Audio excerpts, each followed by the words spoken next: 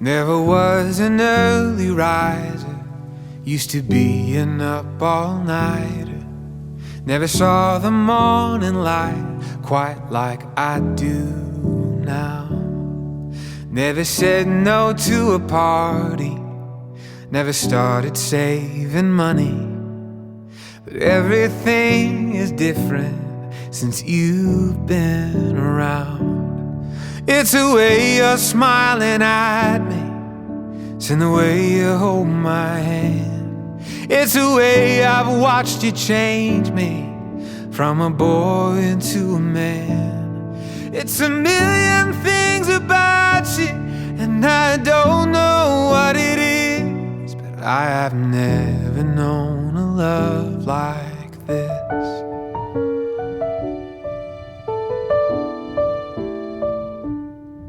Drew Quinn Elrod, I never knew when I met you 9 years ago that I would love you for a lifetime. I thought, who is this boy in the cargo shorts who will not leave me alone? I thought you were persistent, loyal, kind, smart, and funny. What other high school boy would keep pining after the same girl after being rejected more than once? Only you, Drubus, and I am so thankful that you did. All these years later, and I still think you are all of these things, but somehow better.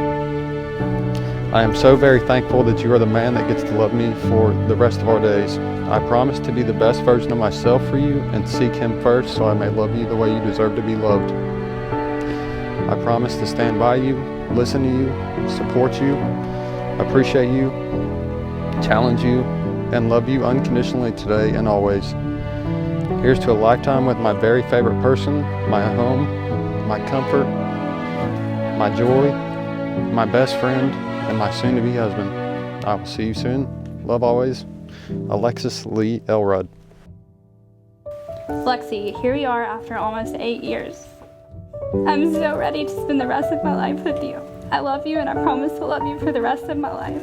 You're the best thing that has ever happened to me. I'm so thrilled to have our own little family and to get to come home to you every day. I love the woman you have become and the man you have me turn into. I love you forever. Let's do this, Drew. It's a million things about you, and I don't know what it is, but I've never known a love like this.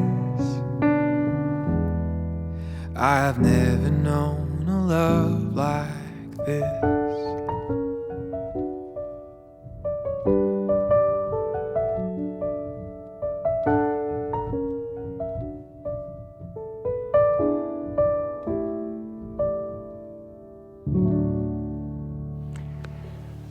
What you're seeing here today is not something that we as people created or invented.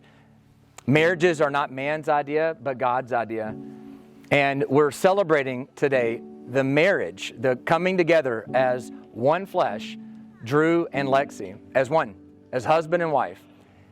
From the beginning, this is God's good gift to man. This is a privilege. This is a blessing. The Bible even calls it a covenant, where we are not only seeing them come together as one with one another, but with God in the center.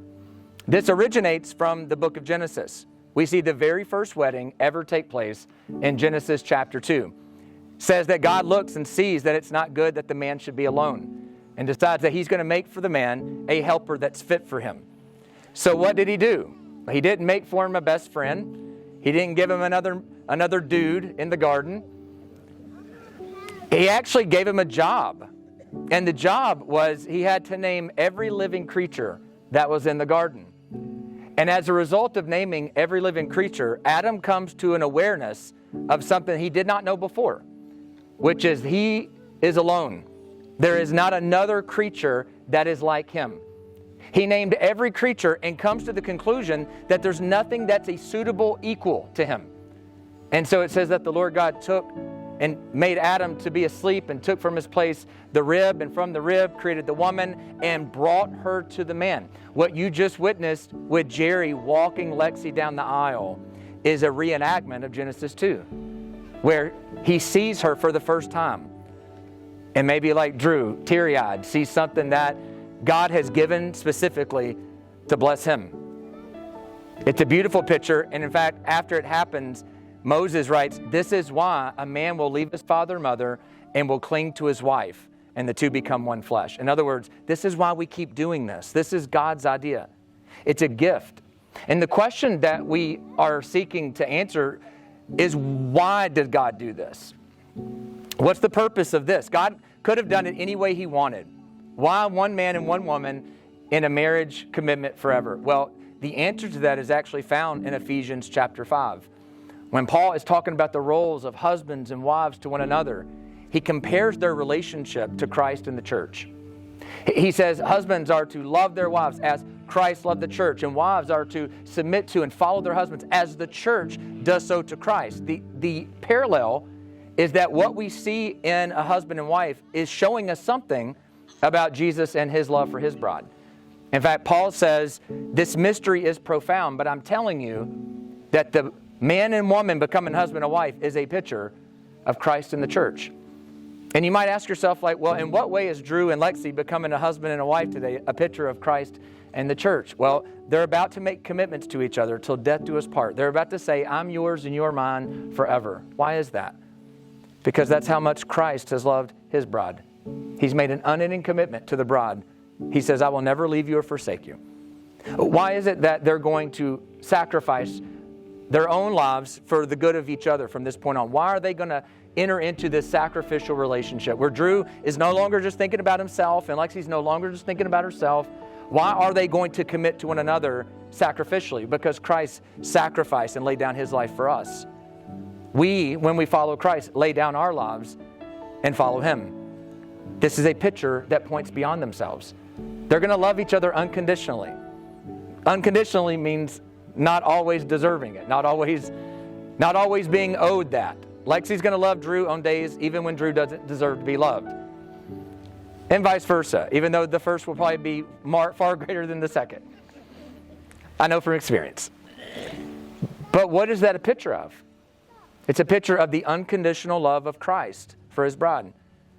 He didn't love us because we were lovable. He chose us and loved us even though we weren't lovable. He loved us even while we were still sinners, the Bible says. The purpose of all of that is to just demonstrate that what God has designed in a marriage is actually for the good of Drew and Lexi, and it's also a picture for the world to see something about the love of God, the commitment of God, the sacrifice of God in loving his people. Marriage tells the story of God's love. And so this marriage points beyond them. It's for them, and yet it's beyond them. It's a joy and a gift given by God, and yet it's actually a picture to the world of the gospel and the goodness of Christ to his people. And so what we're going to do at this time is we're going to begin the vows. And Drew, Lexi, I want you to understand that you're about to make vows together before God and before these people today because you love each other. But from this day on, you're going to keep loving each other because you've made these vows. It's these commitments that you're making that will drive your love for one another. And so, Drew, we'll begin with you. Repeat after me. I, Drew. I, Drew. Take you, Lexi. Take you, Lexi. To be my wife. To be my wife. To have and to hold. To have and to hold. From this day forward. From this day forward. For better, for worse. For better, for worse. For richer or poorer. For richer or poor. In sickness and in health. In sickness and in health. As long as we both shall live. As long as we both shall live. Lexi, if you would repeat after me your vows to Drew. I, Lexi. Alexis, Take you, Drew. take you, Drew, To be my husband. to be my husband, To have and to hold. to hold From this day forward. from this day forward, For better or for worse. for better or for worse, For richer or for poorer. for richer or for poorer, In sickness and in health. in sickness and in health, As long as we both shall live. as long as we both shall live. The exchange of rings is a symbol of the covenant that they are making with one another. It is a picture of the vows of commitment. Not having a ring on doesn't make them not married, but every time they look at that ring on their finger, they are reminded of something very real. Their commitment, their vows to one another, is a symbol of these commitments and God's commitment to strengthen them. So at this time, Braxton, do you have the ring? that Drew has for Lexi.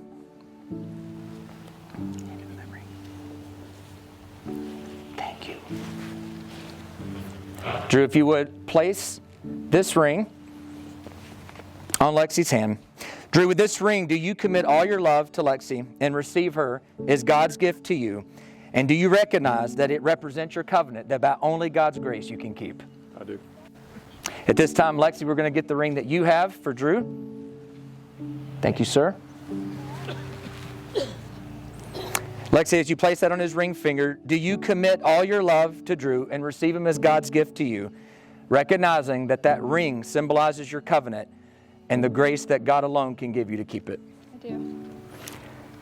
Guys, look at the people around you who are here because they love you, because they support you. They've been there throughout your life, your family, your friends. We're all for you. We're here because we celebrate God bringing you two together. And so in Numbers, Aaron's blessing was, may the Lord bless you and keep you. May the Lord make his face to shine upon you and be gracious to you. May the Lord lift up his countenance upon you and give you peace. That is our prayer for your marriage, which I am now pleased to pronounce you as husband and wife. Drew, you may kiss the bride.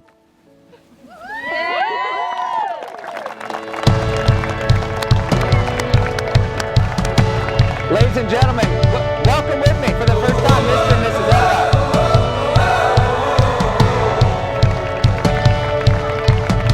I feel like new sunglasses, like a brand new pair of jeans. I feel like taking chances. I feel a lot like 17.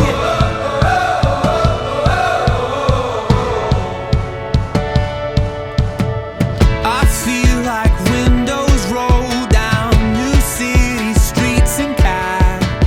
I feel like anything can happen in life, and you take me right back when we were kids.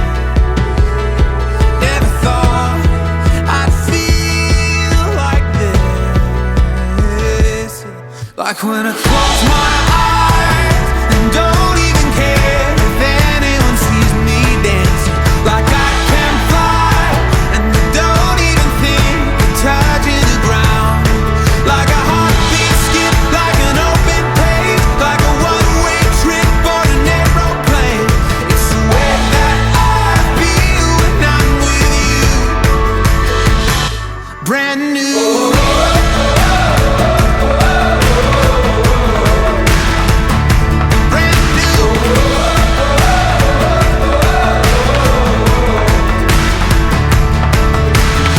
I feel like a young John Cusack, like making big mistakes.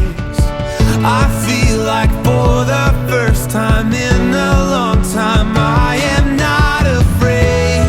I feel like a kid. Never thought it'd feel like this. Like when I close my eyes and don't even care if anyone sees me dancing. Like I can fly and I don't even think of touching the ground. Like a heartbeat skip, like an open page, like a one-way trip on an aeroplane. It's the way that I feel when I'm with you. Brand new.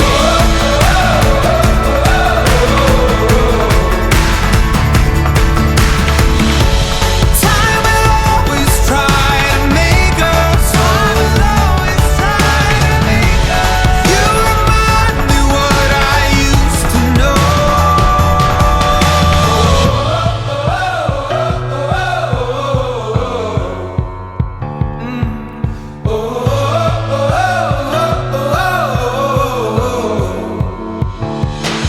Like when I close my eyes and don't even care if anyone sees me dancing. Like I